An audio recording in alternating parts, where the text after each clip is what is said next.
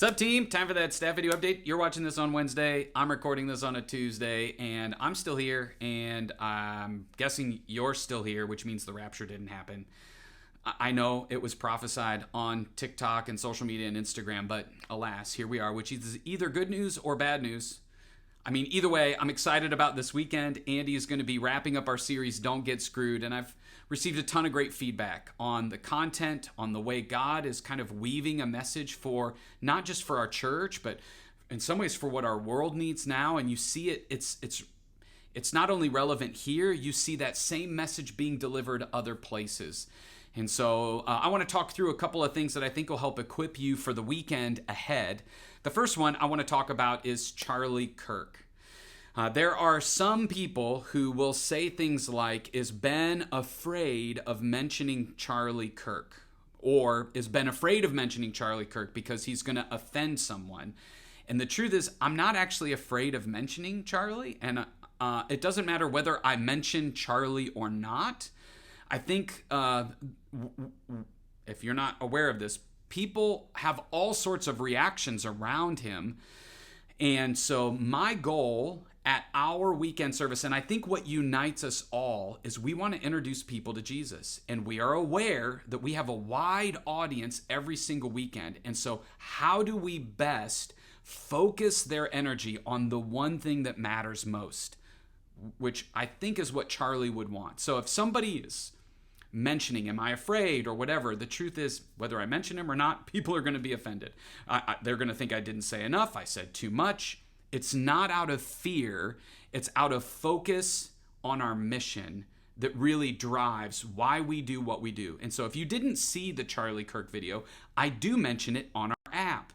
And the reason we decide to put comments or sometimes reaction to culture there is because it's the Cedar Creek family. It's people who've said yes to our church, not just the guests that we see on social media and in our lobbies or in our auditoriums at the weekend service. Now, some people may be like, that's a missed opportunity. They have that right to view it that way. That's just the way that we tend to approach the weekend. And is it easy? No. Is it sometimes, do you second guess? Yes, I can start to second guess some of the choices that we make. But at the end of the day, I come back to the things that I feel like God is calling me to do. And last weekend, the call was for forgiveness. And then I watched the memorial service, and there were parts that became the campaigning stuff that I was honestly concerned about when I saw the lineup of speakers. But there were other sections of that memorial service where I was in awe of something that I think that God is doing, where people are being pointed to Jesus in some pretty significant ways.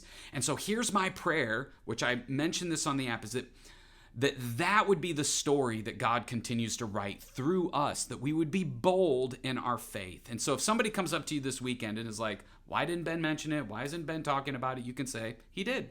And he talked about it on the app. And did you see the video? And you can help connect the dot. If you feel like you need to forward that video to the team, use the app. Tell them to interact there. Because what we want to teach our people to do is to expect some of those messages from our app and not just from the limited space that we have at the weekend service. Because the weekend service, our primary target, is to introduce people to Jesus and to help them take their next step on their life-changing adventure with him. So hopefully that helps you. If you haven't watched it, take some time to do that. I shoot that from the lobby of the Willow Creek Auditorium. The second thing that I want to talk about, I know many of you know this, but this weekend we're opening with the Kids Bop version of Sabrina Carpenter's song, Please, Please, Please. It was popular a year ago, and it's been on the airwaves, and like some of you are going to recognize the tune. You probably, or if you don't know who Sabrina Carpenter is, most of our church won't either. They're going to resonate a little bit with the song to help set up the conversation that we're having. It's kind of like a pre-jam to the service. Now, some people are concerned because Sabrina's stage performances, I don't endorse. We're not telling people to go. We're not mentioning her name. But she's kind of like a 2025 version of Madonna. Okay, that's probably the best way for me to frame that. And so this has caused a few conversations that I just want you to be aware of. And so here's a way to think of it. At Cedar Creek, we say we will do, and Josh and I, this is, I credit this to Josh Brossi, but we say we will do anything short of sin to reach people, okay? Now, what that doesn't mean is we're trying to get as close to sin as possible. If it's sin, it's like no go. And so the question is there anything sinful in the song? No. Is Sabrina a sinner? Yes, and so am I. So are we all. Is Sabrina making choices that I don't appreciate? Yeah, I would say she's probably, that's where she's at. My hope is that she encounters Jesus. But the reason that this gets challenging isn't because it's sin, it's because somewhere on this side of the line, you and I, depending on whatever topic or issue it is, we have what you could call a flinch point. I love that phrase because you get to a part on this line where it's like, let's say it's right here and you flinch. You're like, is it sin? Well, technically no, but it feels wrong. And so whenever you have a flinch point, I have a flinch point, the first thing to do is just to acknowledge that. Like if somebody comes up to you and they're like, I'm really uncomfortable with that. Man, I see that. It sounds like this song. Help me understand. Like, help me understand the context. And sometimes we have a flinch point because of our history with it. Take alcohol, for example. Some people's flinch point with alcohol is no alcohol at all. Maybe it's because they had a struggle with it, or maybe they had a family member that was abused it, that created trauma in their life. And so their flinch point is all the way over here. That doesn't mean that if we cross their flinch point, it's sin. It means we have to be appreciative of that flinch point for them, okay? And so other people's flinch point may be all the way over here. And this is what makes up for a little bit of tension in our relationship, is we assume that everybody shares the same flinch point, or we get uncomfortable when my flinch point doesn't match yours, and you're like, well, I don't see it that way at all. And now we don't know what to do with this disagreement. And so Andy's actually going to talk a little bit about that this weekend, is like, how can we hold different flinch points and still move in mission together? And the passage that I want to talk through is Acts 17. You can turn there. If you want to hit pause, go there. Acts 17, verse 16.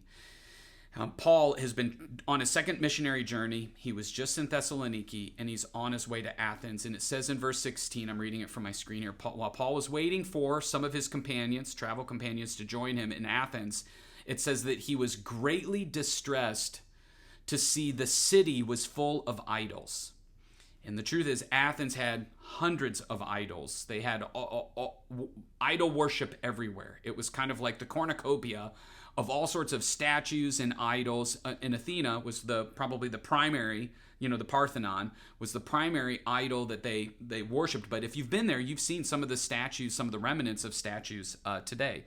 And so as Paul is traveling, he goes to the synagogue, he preaches the gospel. It says that he ends up in the marketplace. And while he's in the marketplace, he's reasoning with Jews and God-fearing people, and eventually he gets around the circle of leading philosophers and thought leaders, and then he gets invited to Mars Hill, or the Areopagus. Ares, Mars, two gods. Mars is Roman. Areopagus is the hill that acknowledges him, or Mars Hill. It's the same place. And this is where some of the leading thought leaders gathered to debate various subjects.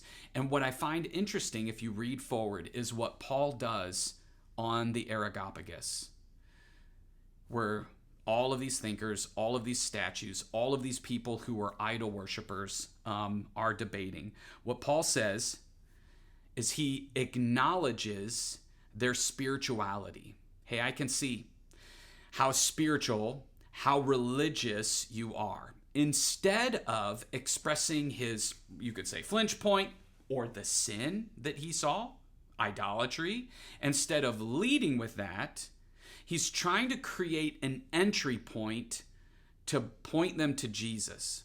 And so that really helps shape the why behind the what. Is it tricky? Yes. Can it be risky? It can feel that way. Is it always clear and easy? Well, I think about Paul in this situation. Like, he actually then points to an idol and he says, I want to talk about this idol that is acknowledging the unknown God.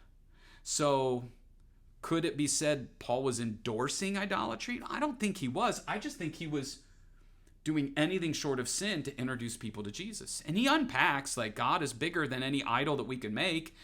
And he goes on to use two stoic or two cultural voices, poets. You could use songwriters that gave lyrics that speak to how we were created with a desire to know God and to be in relationship with him, or to point to a tension that we have in our life. And so that's the way that Paul, even though he was uncomfortable with what he saw, used modern everyday culture or thoughts to help point people to Jesus.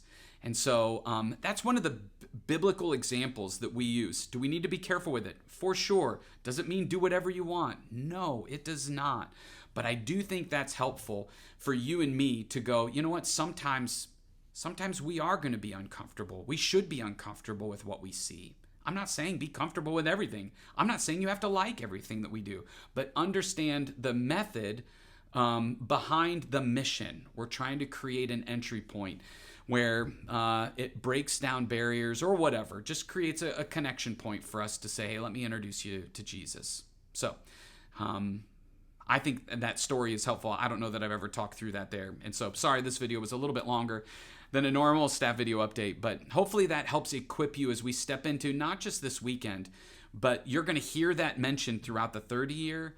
This is partly behind Halloween weekend and at the movies and what we're, Savannah Bananas coming up the first weekend in December. It's the heartbeat to reach as many people for him. As Paul said, to the weak, I become weak. To the Gentile, like the Gentile. To the Jew, I become the Jew. I do all things to reach all people for the cause of Christ. And does that mean people are going to be concerned and uncomfortable? Yes. And we're going to learn how to have those respectful, compassionate conversations, but remind them of the mission that we are boldly pursuing together. And I'm so thankful that I get to do it with you.